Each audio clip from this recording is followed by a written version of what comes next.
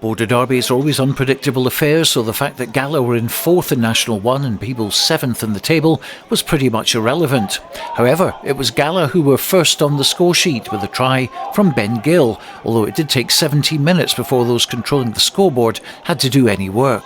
It was a well-taken score as well. Harris Rutherford made it with this break, which split the Peebles defence, and his long pass bounced right for prolific winger Ben Gill, and he rounded James Hodgkiss to go in for the opening converted try and give Gala a 7-point lead.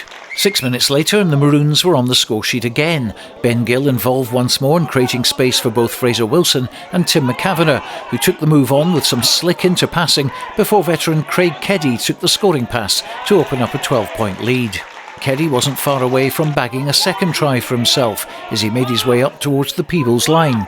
But quick ball gave Lachlan Johnson plenty of time to lob the ball out to Ben Gill, who got his brace, and there was clear daylight as Gala targeted the bonus point try by half-time. They had 2 minutes to achieve that, and it came from an interception. Fullback Rory McAfee's pass was gobbled up by Rutherford, who headed route 1 to the line. Credit to McAfee and Jordan Charters for getting back to cover, and Rutherford released Ben Gill, who looked as if he would be darting in for a first-half hat-trick. Peebles' bodies were in the way this time and he was stopped short, but Fraser Wilson was on hand to receive the offload, and Gala went into the break with a commanding 22-0 lead and a guaranteed try bonus in the bag. Peebles needed to do something fast to get themselves back in the game, and within a minute of the restart, they did just that. Scrum half Jack Harrison set things up after his side won the scrum. The ball went along the line until it reached young Rory McAfee, who's been tipped as a player who could really make an impact in Scottish rugby over the next few years, and the teenager showed glimpses of what he's capable of at senior level by getting past Gregor Collins and stepping inside for an excellent try, which will no doubt be clipped to his showreel as he makes his way up the ladder. Peebles needed to kick on from there and they were starting to make inroads, but on 50 minutes Gala decided to run the ball from their own 22, and when the ball got to speedster Gregor Collins, the crowd felt that there was something special on the cards, and there certainly was. We've seen examples of his blistering pace in the 7th season, and although the defence work could have been a lot better, no one was going to lay a hand on the winger, and he danced in for a memorable try which will be long remembered by those who were there to see it. Surely one of the great scores in recent times by a Gala player. When you watch it back, there certainly is an argument that there were a few sloppy tackles in there, but his spatial awareness and the ability to take on opponents in a situation like this was first class. And here's another young man who's bound to be on the radar of Scottish rugby for the future.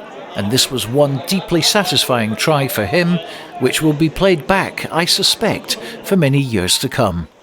It was a bitter blow to the visitors that they never recovered from, despite a much better half in which they actually scored more than their hosts.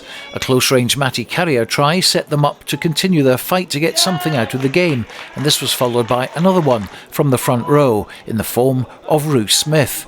But Gala were in control, and by the time the Maroons landed a penalty, the match was done and dusted, and Gala's 5 points in their 32-17 win means they continue to put pressure on at the top end of the table, with their 4th win out of 5 this season, and they find themselves in 4th spot.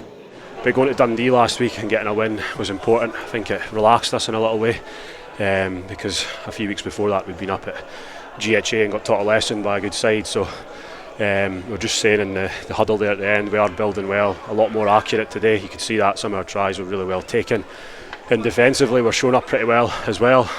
So it's good. The attitude's been good so far. We're definitely, and everyone says this, but we're definitely a week at a time team at the moment. You know, we're not putting any goals long term, and it's just turning up every week, try to drive the standards and try to kick on. And I think today was evidence of that. We're building nicely. I was saying in the huddle at the end there, it's probably not the result that disappointed me. It's the performance. Just the attitude wasn't there the day at all. I've always said that Peebles, that comes second nature. You don't have to ask for the attitude to be there, and we were just missing it today. It's a bit of luxury when you've got that much control in the first half, and it's all very well saying, oh, you're going to start well, but you have to go out and do it, and we did. So yeah, that was probably the highlight. We'll look back, and as you say, I think first half we probably set the tone, and Peebles, we knew they were going to come back into it. They were going to have a purple patch in the second half, which they did, and to be fair to them, they kept going right to the end, and you know, we had to kick our penalties at the end to avoid them potentially getting a bonus point try, because it's the type of league where you're thinking about teams denying teams bonus points and things like that. So We managed the game well. There's guys stepping up in this team now that have been around a few years, starting to lead a bit more on the pitch. We're getting a bit more comms that's good on the pitch, and you can see it. It's good. We're chuffed with that. You learn more from a loss than you do a win, and I think so. We'll take our learnings from that. And the young boys are influential in the Peebles squad this year. I think, like you said, Big Roo Smith there's moved over from hooker into tight head, and I think he's doing a hell of a job there. Like he's skewered our scrum up pretty well. So those young boys will just have to take their learnings like the rest of us, and we'll look into next week.